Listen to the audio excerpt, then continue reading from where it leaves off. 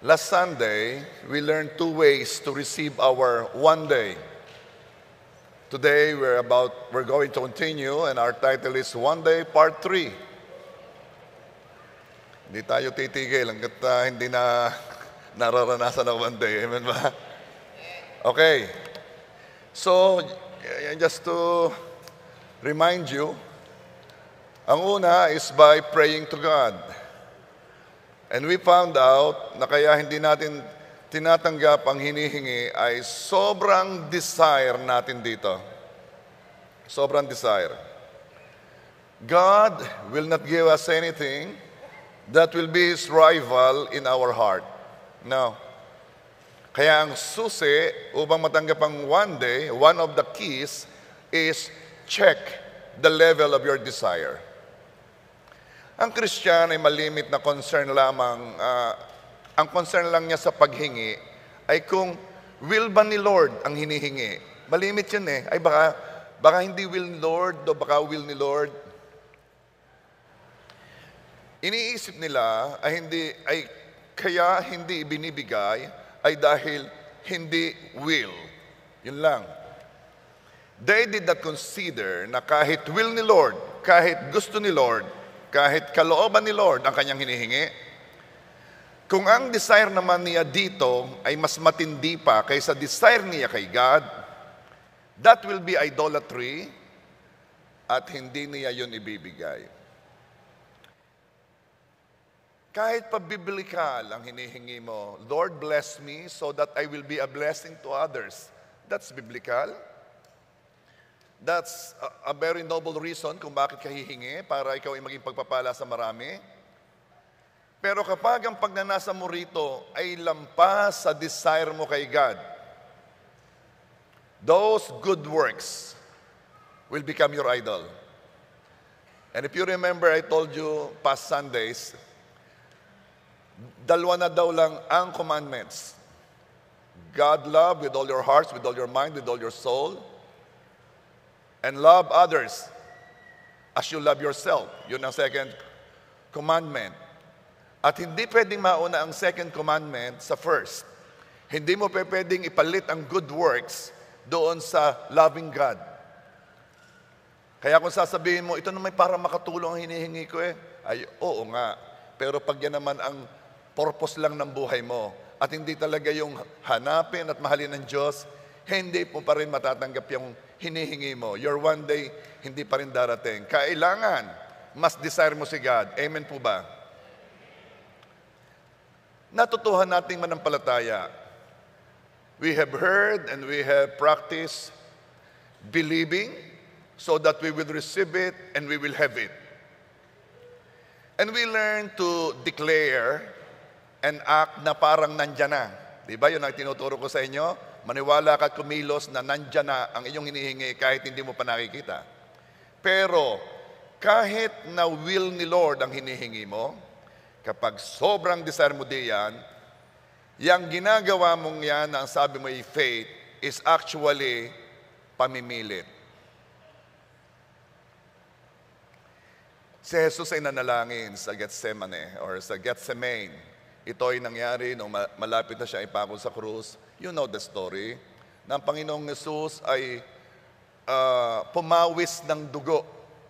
Water and blood ang pinapawis. At according sa medical term or experience, ito daw ay nangyayari kapag sobrang stress.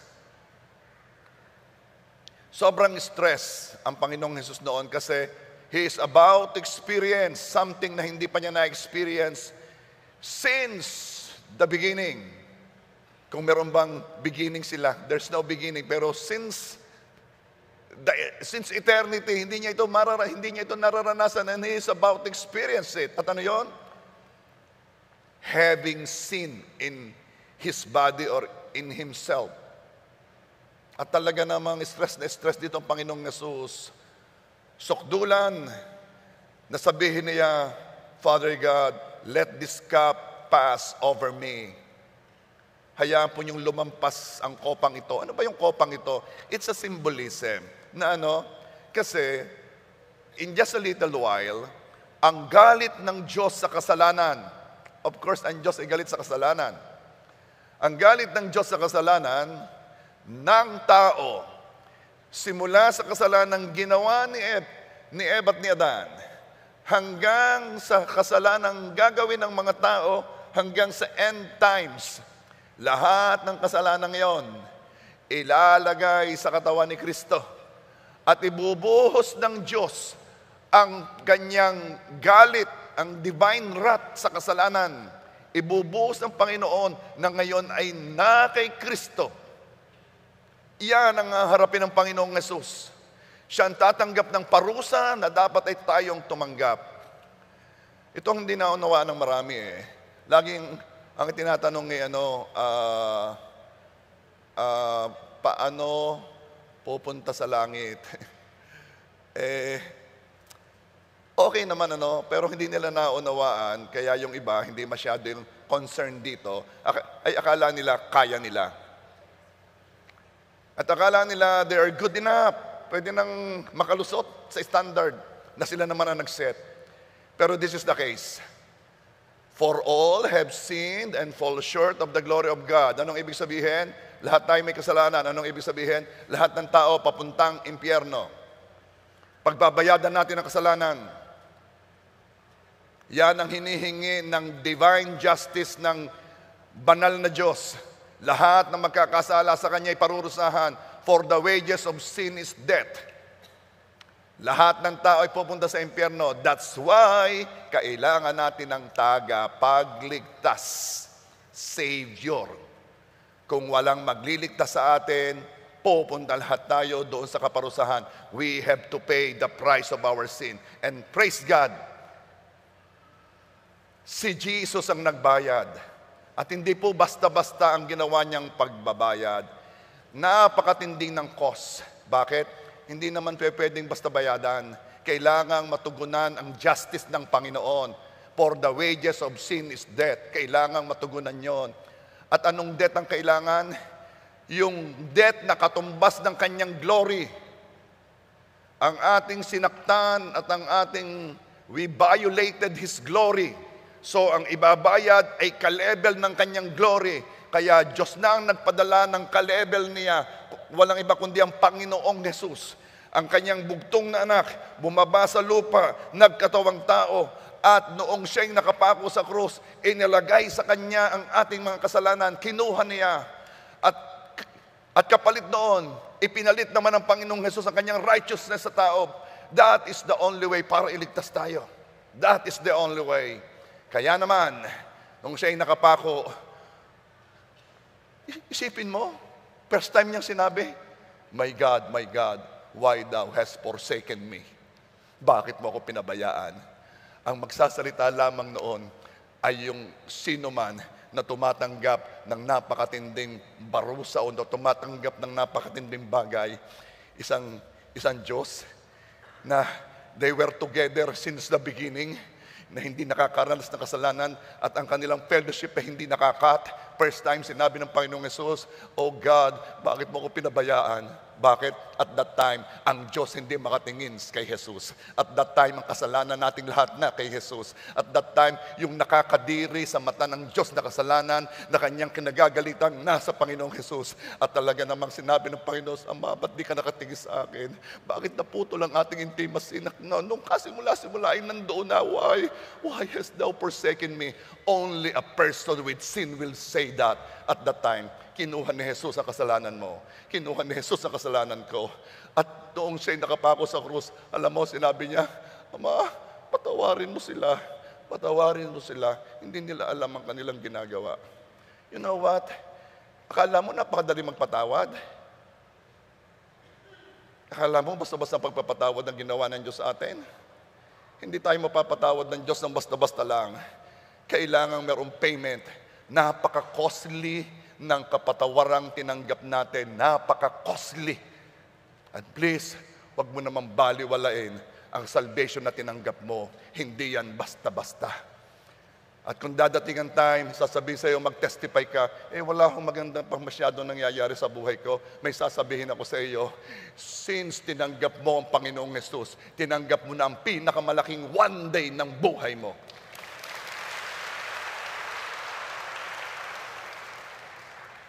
And that cup is that punishment.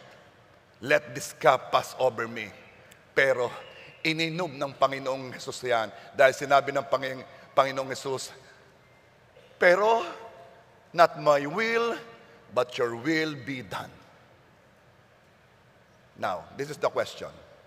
Si Jesus ba'y nanampalataya sa kanyang hinihingi? Lord, let this cup pass over me. Huwag mo na naman akong hayaang dumaan pa dito. Noon bang nagpe-pray si Jesus noon? Was Jesus praying in faith? Okay. This is the answer. Yes. Hindi naman nananalangin ng Panginoong Hesus na walang pananampalataya. Yes. Nananampalataya si Jesus sa kanyang hinihingi. Pero, mas nanampalataya si Jesus sa hinihingan. Mas desire ni Jesus na ang will ng kanyang hinihingan ang maganap. So, ang ibig sabihin, ang Panginoong Hesus, mas desire niya ang kanyang Ama kaysa kanyang hinihingi. Yes, hihingi tayo at mananampalataya. Pero ang pananampalataya natin, una at higit, ay sa Diyos. Na ano? That God is good and His will is good. Na He is sovereign, almighty, compassionate, kind God, and we are putting ourselves in His mercy because we trust Him. Yon ang pananampalataya muna nating gagawin.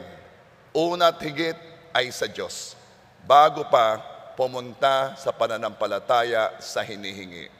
Kaya sabi ng Isaiah 46 verse 10, my purpose will stand and I will do all that I please. Yan ang sabi ng Diyos.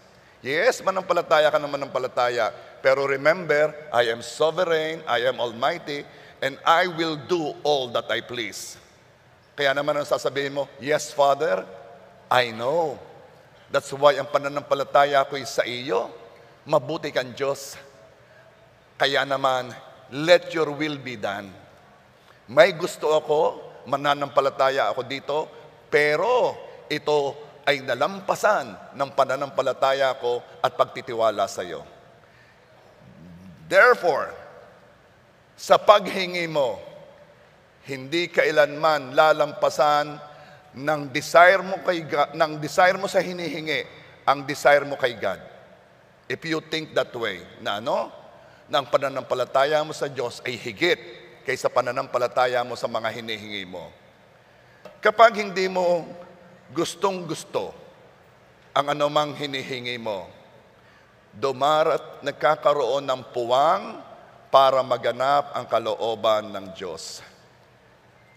Kaya naman, dumating na sa punto na sinabi mo, kung dumating ay okay, kung hindi ay okay din. Bakit? Hindi lalampasan ang desire ko kay God ng desire ko sa anumang hinihingi ko. Tayo po ay nanampalataya long time ago. Some of you were not here. Nanampalataya tayo na bibili tayo ng 200 square meter na lupa katabi ng maliit na church natin nung una. Nanampalataya ako I encourage the church to believe and nag-fundraising ang church. 200 square meter na katabi ng lumang church. Pag nabili yun, magiging 400 square meter na ang lupa at mapapalaki na ang church. Why? Kasi yon ang kaya kong panampalatayanan. Pero, hindi kalooban ng Diyos. Kaya naman nagkaroon ng hadlang para hindi matuloy. Anong naging hadlang? Noong tayo nakaipon na for a period of time, dinoble ang presyo noong lupang bibilhin. Sabi ko, ano ba naman yan? Baka pag naabot, idodoblehin na uli. Hindi natin mabibili yan. Kasabay noon, laging may nagko-complain na kapitbahay. Dahil doon, naging bukas ako sa idea ng paglipat. Na noon ay hindi ko kinoconsider kasi hindi naman abot ng pananampalataya ko.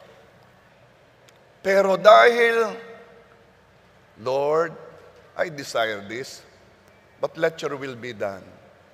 Dahil ganon ang thinking, nagkaroon ng puwang upang maganap ang kalooban ng Diyos. Imagine, kung ipinipilit ko yung gusto ko, Lord, ito, this or nothing. Hindi, ano? Paano kung gustong-gusto ko yon? Kapag ikaw ay may gustong-gusto, nawawala ng space, ng puwang, ang perfect will ni Lord. Alam ninyo, praise God kung talagang nakakarinig tayo ng word ni Lord. Praise God kung talagang naririnig natin, ito, hindi yan ang daan, kumanan ka. Ang sarap kung narinig, oops, tama na di yan, manatili ka muna ng 30 minutes. And then, ito, now, go left. Ang sarap kung talagang naririnig natin ang direksyon ng ganyan eh. Paano kung talaga namang, ilan ang sabi ni Lord na, go right, right, right. Wala ka naman narinig, hindi mo naman naririnig. Ano? Paano ka i-guide ni Lord? Kasi yun ang hinihingi ko lagi eh. Lord, i-guide mo ako by the circumstances. Maglagay ka ng hadlang pag hindi mo kalooban. Para gets na gets ko. Maglagay ka ng hadlang. Aywan ko naman, kung hindi ko pa magigets. Nung naabot ng presyo, remember that, Sister Beth? Tayo noon ang nagpa-fundraising. Nung naabot na, aywan ko naman pag hindi pa naging maliwanag na direksyon. Bukod doon, may pressure pa talaga. Hindi na makapag-worship ng bigay na bigay kasi nagre-reklamo ang kapitbahay. Minsan may bumabato sa bubong. Remember, yan. Si Leo, lagi yung napapaaway. Imagine, ganun ang nangyayari, hindi ko pa rin naisip na, ano kaya't lumipat? And then, nagkaroon ng opportunity. A parcel of lot here, which is, isa na rin malaki, I think 1,500 square meters. They're selling it. At sabi, naku naman, nasa gitna naman wala naman daan. Hindi, ibebenta ho yan, ibebenta ho yan. Ikaw nga pala, huwag kang maniniwala kaagad pag sinasabing gayon. Gusto lang magbenta. Di bili naman ako. Pag ito nung bibili ng daan, ayaw naman ibenta. Lord, bakit ganon? Pero mura. Yung pera namin nakabili na mas malaki. Wala naman daan. Binenta ang katabi. Ito. Ganon din presyo. Naging 3,000 na. Yay, ang laki, ang laki. From 400 na gusto namin, naging 3,000. Yay! Wala naman daan. Paano kaya? Lord, let your will be done. Ibinenta ang likod. At may daan ang likod. Kung kayo nakakapag-park doon, meron dong gate. Kaya binili yung likod na yon, which is bigger than the 3,000 na naunang nabili. Kaya binili yon because may daan. Yehey, may daan na. Pwede na. Binili. Mura lang. Napakamura ng lupang ito noon. Wala pang Hypermart, wala pang City Mart, wala pang KFC, wala pang, I think wala pang BSU. So, dahil hindi gustong-gusto, nagkapuwang sa atin ang perpektong kalooban niya at naganap. Nabili natin yung likuran. Ang laki. Wow, ang laki. May daan sa likod. Pwede na. Pero wala pa rin akong desire magsimula kasi ayaw ko ng church na dumadaan sa likuran. Gusto ko sa harapan ng main road. Hinintay ko, sige, kailangan mabili natin yung daan. kailangan mabilhin natin yung right of way. Ang tagal noon, ang tagal. Ang dami pang mga nangyari, ayaw ibenta, ganyan. Kahit pala ikaw may pambili na at ayaw ibenta, ay paano gayon? Ano? Tagal. And then ako'y na naman. Pero dahil ang pagkagusto Lord, bahala ka na. May daan na naman. Ibigay kung ibigay okay, kung hindi okay. Pero hinihingi ko, Lord God. Pero still, mas mataas ang aking desire sa'yo. Let your will be done. Aba, maya-maya hindi ko na ikakwento yung pangyayari. Aba nabili din. Yay, may daan na. Simulan na natin. Praise God. Ano ibig ko sabihin sa inyo? Hindi ko naman ito pinapanampalatayanan, to tell you honestly. Hindi mataas ang aking faith. Pero I grew in faith. Ako'y lumago sa pananampalataya as time passed. Hanggang sa, pwede pala maganap. At nagsisimula na tayong magdideclare, bibilhin natin ang katabi, bibilhin natin ang katabi, bibilhin natin ganyan. Nagsimula na, yung paling nag-grow na aking faith. Isipin mo, kung ako'y nanatili ang desire ko dun sa dati, hindi na natin nakita ang perfect will ng Panginoon. Bibilhin natin hanggang tulay.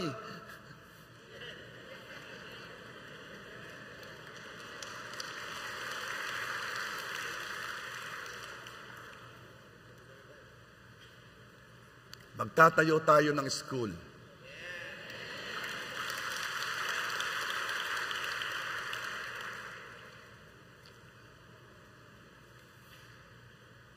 But Lord, let your will be done.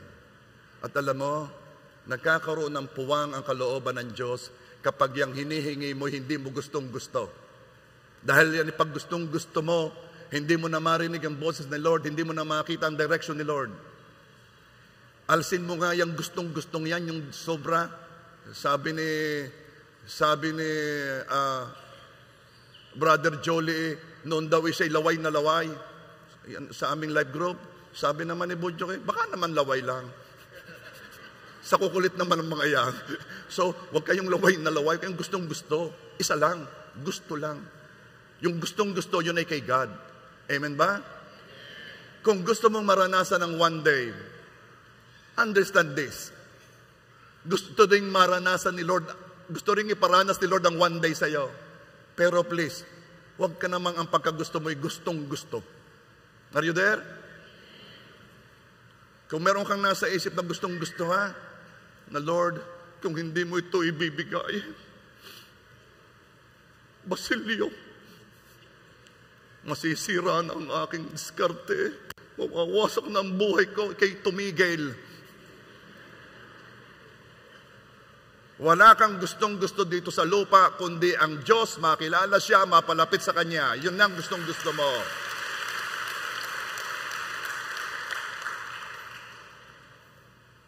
Napakalaking hadlang ng sobrang desire sa ating pagtanggap ng one day. Napakalaki. Isang katangian ng one day. Okay, baka meron ngayon lang makakapanood pag sinabi natin one day ay big favor, breakthrough. Okay? Isang katangian ng one day, hindi lang dumarating sa panahong hindi mo inaasahan, kundi ang dumarating ay lampas sa iyong inaakala.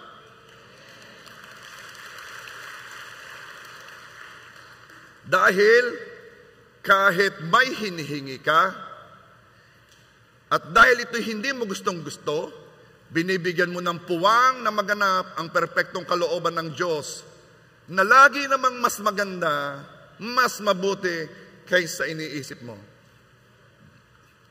Napakadami nang tumatanggap ng one day. Ang dami kong naririnig ng mga messages na yung iba kaninang madaling araw ko lang nakita pagkagising ko, mga habang kwento, hindi ko na masyadong babalikan ko na lang. Pero man ako sasabihin sa inyo isang one day na mamaya marami pong sasabihin.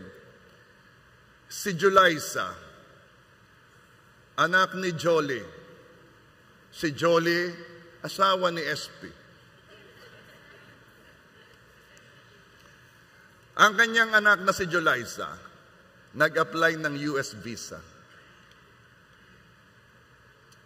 Alam naman po ninyo, isa po sa pinakamahirap na makuhang visa ay ang Philippine visa. Dahil pumunta kayo dito, miski sino kayo. Ang US visa. Pagpasok mo pa lamang ng embassy, parang merong intimidation. Yung ganamang may mga windows, naroon ng console, kayo'y naghihintay, kitang-kita mo yung nauna sa'yo na-reject, kita mo yung isa'y naiyak, ikaw lang susunod. Ako, oh, hallelujah. At itong si Jolaisa, sabi sa akin ni Jolie, Pastor, tunay naman, wag sanang hingi ng bank account. Bakit? Ay wala eh. Anong wala? Walang bank account? Hindi. Siyempre, hindi nagsasalita ng negative eh. Ay mat yan naman eh, basta kung anong tanong, yun ang sagot. At saka ikaw, dapat pagharap doon ay confident. Mas madaling sabihin eh, pero pag naroon ka, ay ako. So, naalala ko na tayo nung kami na Pastor Eric kumuha ng US visa eh. Bata ka pa yaya noon, ano? Ikaw ba'y high school? Elementary? High school, ano? Adi kami, kami yung family. Well, ilan yan? 20 years ago. Oh, 20 years ago. Oh, 22 years old ako noon. Ang tatandaan ko. Kinuwenta ko eh. Sobra naman yung tawang yun.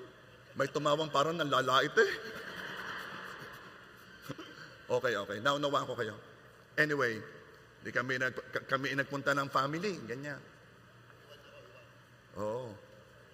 Hindi kasama si Eric kasi hindi yung amin pa. Hindi yun. Hindi ka apelyido. Ay, heto ngayon, kami punta doon. Pero nung kami nakaupo, halata ni Yayang ako medyo nag-aalala. Sabi ni Yayang sa akin, Papa, naibigay na si Jesus. Ano pa ba naman ang hindi kayang ibigay? Amen. Sabi ko, Amen.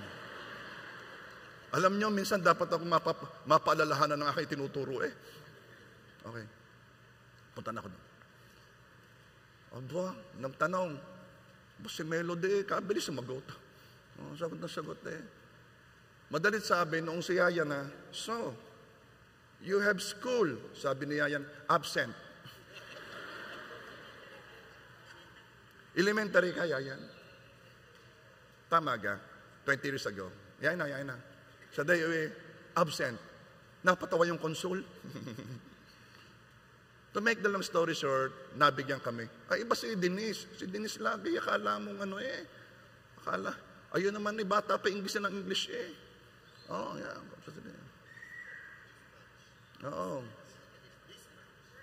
Oh, sabi ni so, are you excited? Yeah, we're excited this much. This much pa. Napalaban yung consul kay Denise. Oo. Si Melody naman, administrador talaga eh. Labas ng documents, hindi man hinihingi.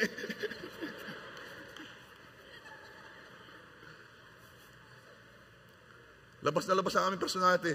Ako na may nag-iintay lang ng Parang ako'y nakabarong Parang, na maiksaya Parang magpipreach ako Tunay naman. Ayun nga po pala, kaya yan ay hindi basta-basta. Kahit naman po yung mga kilala, prominent na tao, hindi nabibigyan eh. Kaya naman, kaming nabigyan. Kung saya namin. Halatang-halata mo doon ng mga nabibigyan sa mukha. Tsaka sa lakad. Pag nabigyan may spring lakad.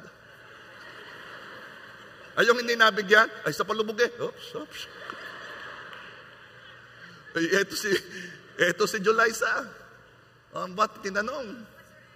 Teka, di pa tapos. Si Pastor Eric. Oo, di kami tapos na. Si Pastor Eric naman gustong doon din sa amin. Talaga nagpapakipapawis. Tapos itatanong ng consul kasi masyadong nalapit sa amin. Are you together? Sabi ni Eric, I'm with the family that you gave, Bishop, that you approved. I'm with the family that you just approved. Sa galing naman yan.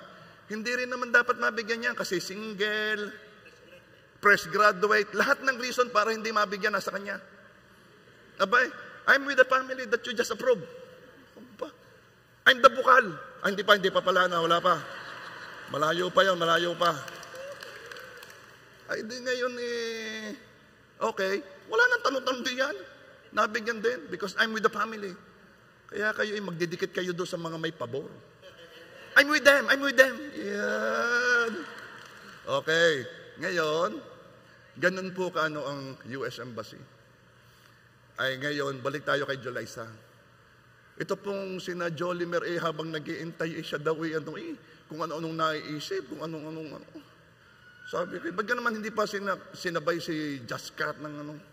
Anyway, ay eto na lumabas na si Jolaisa. Iba po ang nabigyan ng visa malayo pa, kita mo ng ngiti. Iba po ang lakad. Yung mag-asawa'y iyak na nung sinabing na-aprobahan. Ayan. Tikit na lamang. Ano? Anyway, one day po yun. Maliwanag na one day.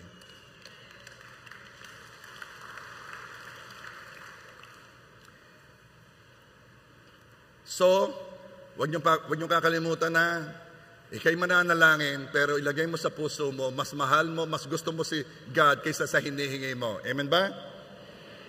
Okay. Paalala uli, yung sunod natin na sinabi ko sa inyo, paano natin tinatanggap ang one day? By seeking the favor of the Almighty. Gusto mo ng one day? Seek it. We seek the favor of the Almighty by desiring to be where God is. Naisin mo na ikaw ay mapapa sa lugar na kung saan nandun ang Diyos. So, Pastor, where is that place? Anong place? The place where God is. Okay? It is not necessarily a place.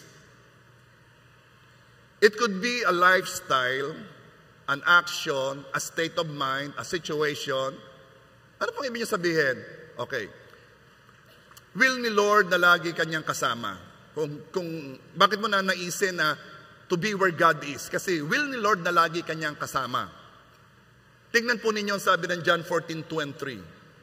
Sabi ni Jesus bago siya umakyat sa langit, My Father's house has many rooms.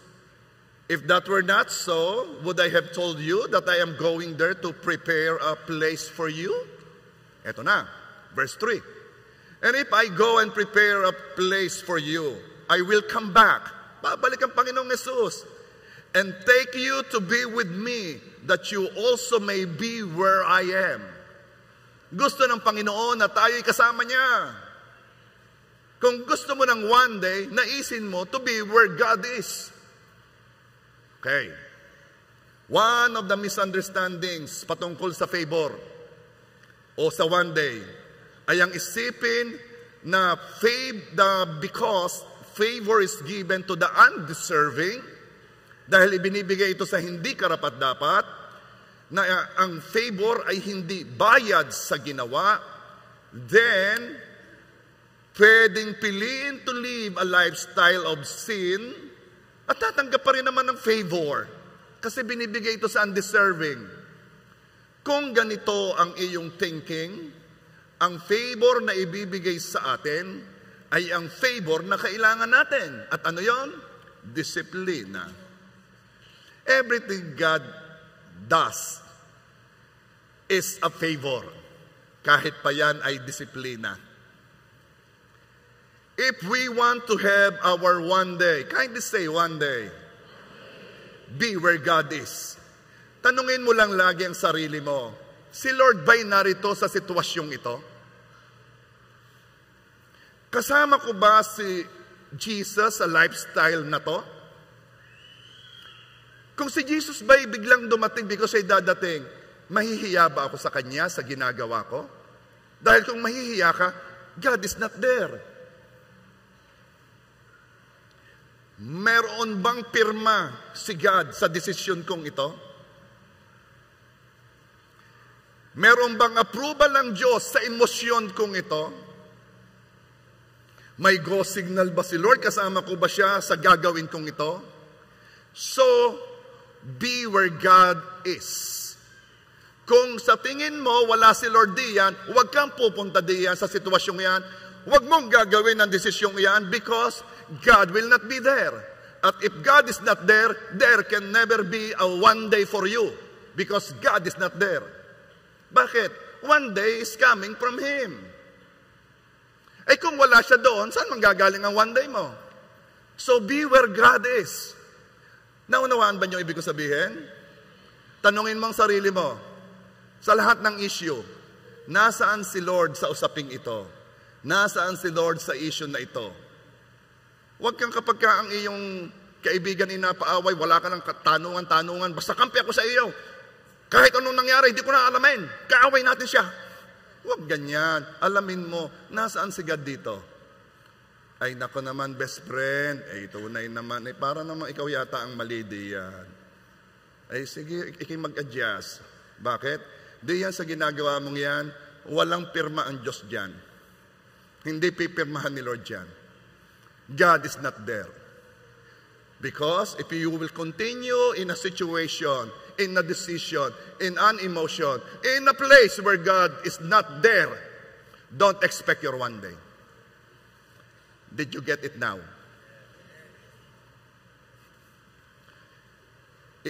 Ganito po nabuhay si Paul. Philippians 3:14.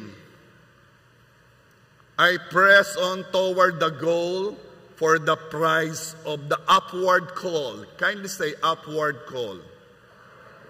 I press on toward the goal for the prize of upward call of God in Christ Jesus. There is an upward call. Alam ni Paul ang purpose at calling niya. At ito'y laging pataas. Ito'y pataas na pagkatawag. Ang direksyon po natin should be laging sa pataas. Ibig sabihin, papunta kay God. Sa lahat na choices na gagawin natin, tatanungin muna natin, ito ba'y pataas? O baka pababa? Ito bang gagawin kong ito? It is an upward. Is it an upward call? Is it papunta kay God? Pasang ka.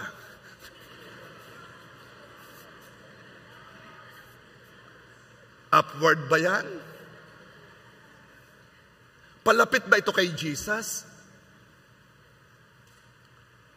Ang paghingi, tingnan ninyo ha, merong dalawang bagay na kung mapapansin ninyo, sa hirap gawin. Listen. Ang paghingi ng sorry at ang pagpapatawad. Ang paghingi ng sorry is coming from the person who nagkamali. At ang pagpapatawad naman is coming from the person na sinaktan. Dalawa yan. Yan dalawang yan ay parehong mahirap gawin. Hindi nyo napapansin? May mga tao talaga, hindi magsosorry. Yan ay pakakainin ka, pero hindi magsosorry. Ibibili ka niya ng bag sa vintage, pero hindi magsosorry. Bibigyan ka niya ng pera, pero hindi magsosorry. O yun naman nagpapatawad. He will be civil, pero hindi magpapatawad. Yan ay ngingiti, pero hindi magpapatawad. Bakit napakahirap ibigay ang sorry at napakahirap tanggapin ng forgiveness?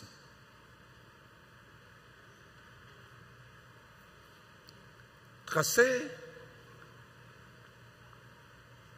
parehong nangangailangan ng humbling. And humbling is painful. Humbling is dying to self. Nobody wants to experience humbling. Pero I'm telling you, bago dumating ang one day, laging meron munang humbling.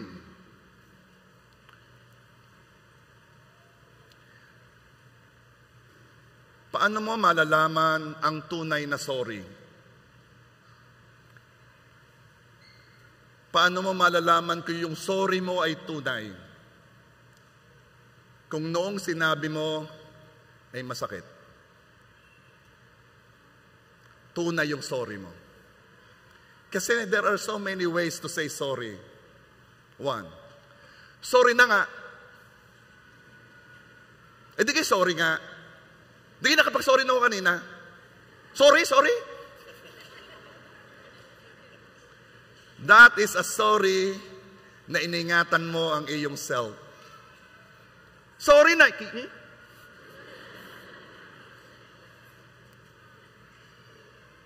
Kapag tunay ang sorry, masakit.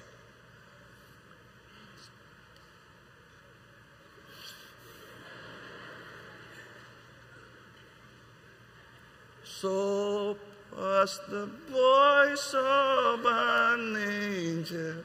Hindi talaga masabi. Pastor, ang gusto ko naman ay mag-sorry man lang siya. Mag-sorry man lang siya. Ayun pala naman ang gusto ay mag-sorry ka lang daw eh. Pastor naman, sa dami ko nang nabigay diyang pera, ang labo mo talaga. Sorry ang hinihingi eh. Pera ay binibigay mo.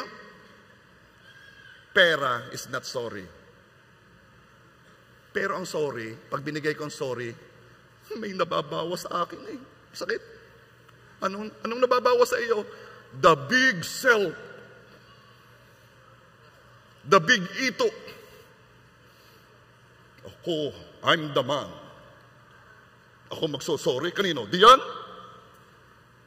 Kung ako po ay medyo nag-aarte, ako po ay dumaan sa theater ni Anthony. Madam po ako sa drama. Okay ba? Okay ba, Anthony? O, kailangan ko pa ng facial expression. Okay na yun, ha? Okay. So, yung gustong matuto ng teatro, kay Anthony. Okay? Ang pagpapakumbaba ay masakit.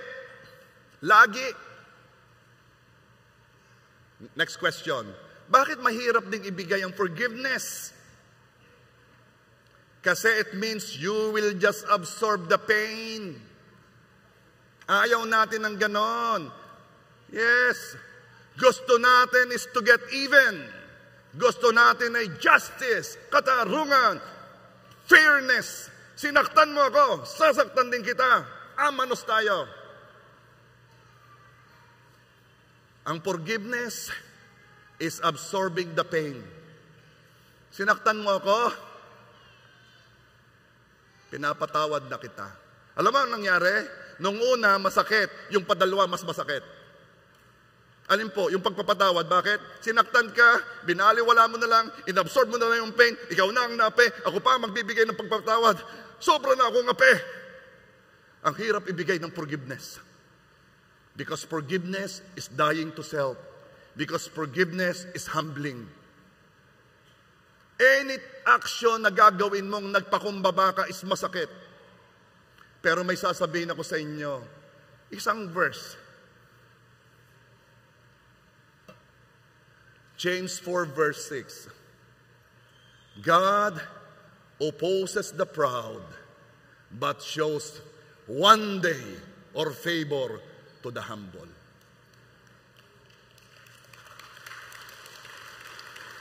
Sino may gusto ng one day?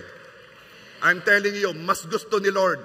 At kung ikaw ay dumadaan sa humbling experience, sitwasyon, pagkakataon para ikay magpakumbaba, humanda ka, nakalinya ka sa one day, yun ang kailangan mo, yun ang binibigay ni Lord sa iyo. At pag dumadaan ka sa humbling experience, magpasalamat ka na sapagkat ikaw ay nakita ni Lord, gusto ko bigay ang one day mo, at yun ay pagtagumpayan mo. Huwag mong ingatan yung big self na yan. Ang laki mo. Ewan ko kung naituro ko na sa inyo ito. Baka naman, hindi ko alam kung naituro ko na eh. Pero naituro ko sa mga seminar eh. Naituro ko na ba mama yung ano? Ako ay invited sa a certain place somewhere na binago-bago yung schedule. Okay. Hindi pa. Sa mga seminar. Ito. Another experience. Pastor talk to me. Rev, ikaw ang aming guest anniversary namin. This year, 2025. malayo. Malayo yung lugar. Para bagang minimum 2 araw ang aking gugugulin. Yung biyahit, yung layo. Kaya sagot ko, siyempre magpapamukha akong, servant of God. Sige, mo yung date at tingnan natin, yung date. Di sinabi ko kay Melody, ang layo naman noon. Kamo pakinggan na lang yung iyong mga video. Mas matindi ito. Heto na. Yung bagang pilit na pilit ng aking paggusto ko, yung pilit na pilit, dahil ayaw ko lamang na yun, tinawag ka dito, tapos ayaw ka, ano naman yan? Sige. Eto ngayon, next meeting sa Batangas, nagkita uli kami. Ay, Rabito, hindi ka ngayong taon ha. Sa taong ito, muna ha. Sa 2027 ka. Salamat naman. Alam mo, lumalabas si malaking ito. Lumalabas. Si Big Ito. Si Ito na elder ng church. One of the elders. Si Ito na siyang nag-o-ordain sa mga gagawing reverend. Si Ito na may malaking church sa JA1 Rosario. Okay. Ginagayon mo si Ito. Kaya pala ako'y nasasaktan kasi ang laki ko. Kung gusto mong wag masaktan, paliitin mo si Ito. Si Ito. Tagapag-drive niya yan. Si Ito.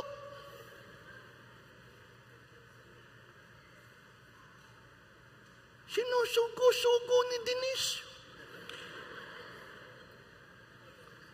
Pag ikaw ay maliit, ang hirap mong tamaan. Pag ikaw ay malaki, kaunti lamang tama lahat. Laki mo eh. Kaya may sasabihin ako sa iyo, kung gusto mo ng one day, mag-Herbalife ka. Magpaliit ka. Hindi ka malaki. Sabihin mo sa katabi, liit-liitan lang.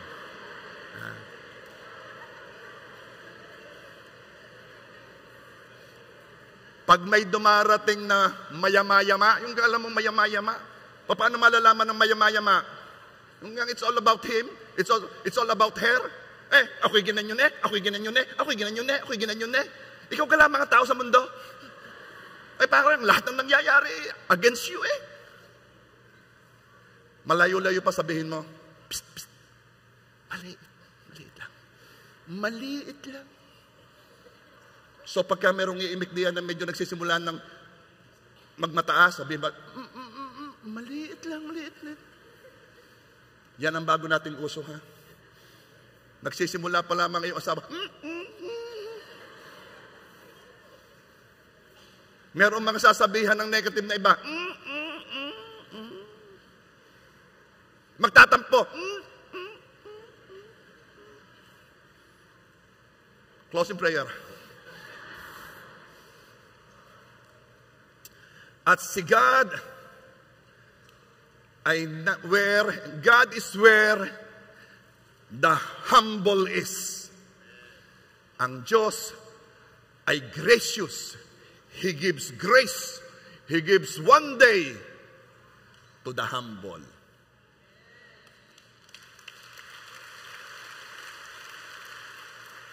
Kaya, pag ikay dumadaan sa humbling experience, magpasalamat ka na, i-enjoy mo na.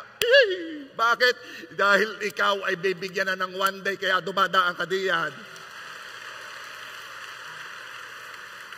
Kung may nagsalita ng negative against sa iyo, kung may Kaya sa iyo hindi naman tama, huwag ka nang mag-depend ng sarili. Bakit? Maliit ka. Ha? Sinabi na yun tungkol sa akin? Ako? Ako? Oo, ikaw.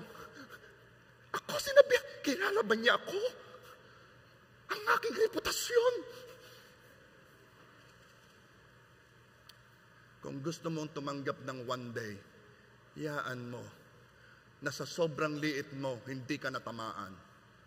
Amen ba? Ang labanan ay paliitan. Hindi pataasan, hindi palakihan. Paliitan. Are you there?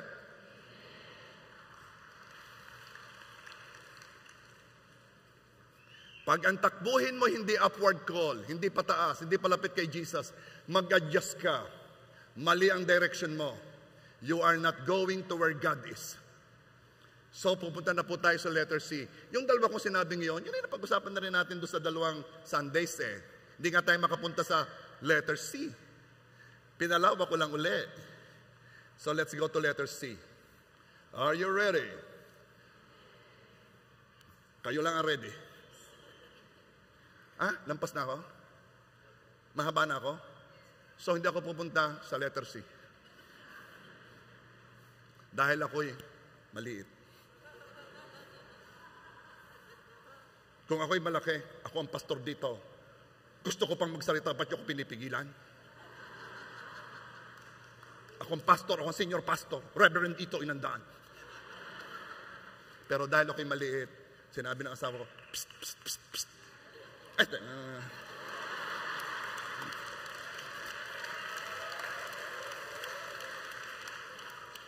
Dahil sa ginawa kong iyon, kandidato ako sa one day. So, madalit sabi, siguradong next Sunday, may one day part 4.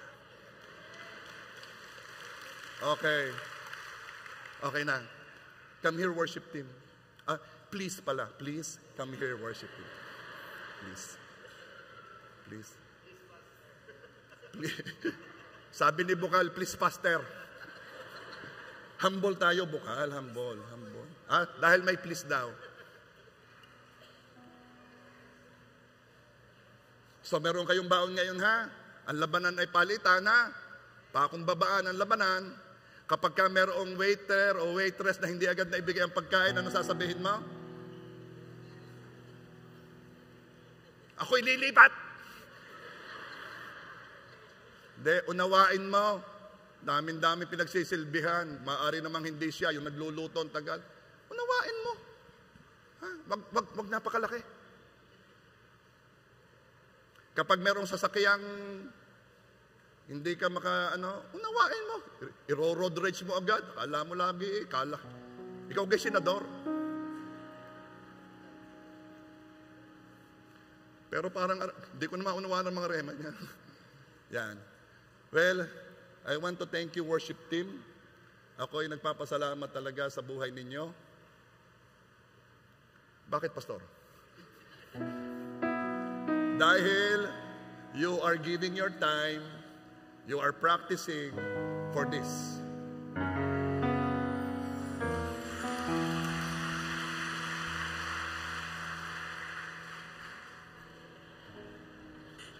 Mag-iingat pag pinupuri, ha? Patibong yun. Patibong. Pinupuri ko rin ang security sa kanilang sakripisyo.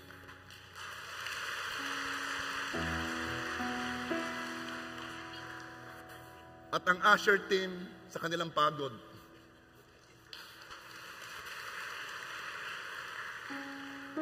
Kaya ako sinasabi yon, napakahirap ng puri. Huwag niyo laging naisin ng puri. Nakakalaki. Kung meron magsabi sa iyo ng hindi puri, okay lang. Hindi naman ako malaki. Okay lang. Are you there? So, mga maliliit, let's all stand up.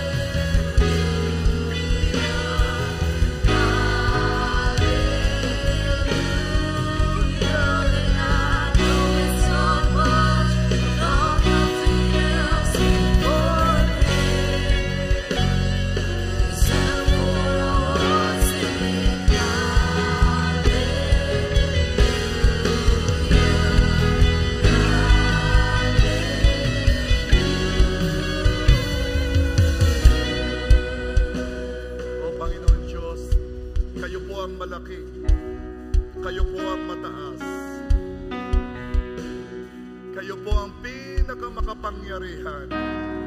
Kayo po ang pinakamahalaga. Kami po ay nandito upang kayo'y luwalhatin, kayo'y itaas, kayo'y sambahin. Ipaalala po ninyo sa amin ang aming katatayuan, O Panginoon Diyos. And I pray, O Lord God, wag po naming naisin ng sobra-sobrang anumang bagay ng higit pa sa pagdidesire namin sa iyo. Lord, nais po ninyo kaming bigyan ng one day. Kalooban po ninyo yon. Kaya Ama, tulungan po ninyo kami na tumanggap ng iyong one day. Salamat po, Lord. In Jesus' name we pray. Amen.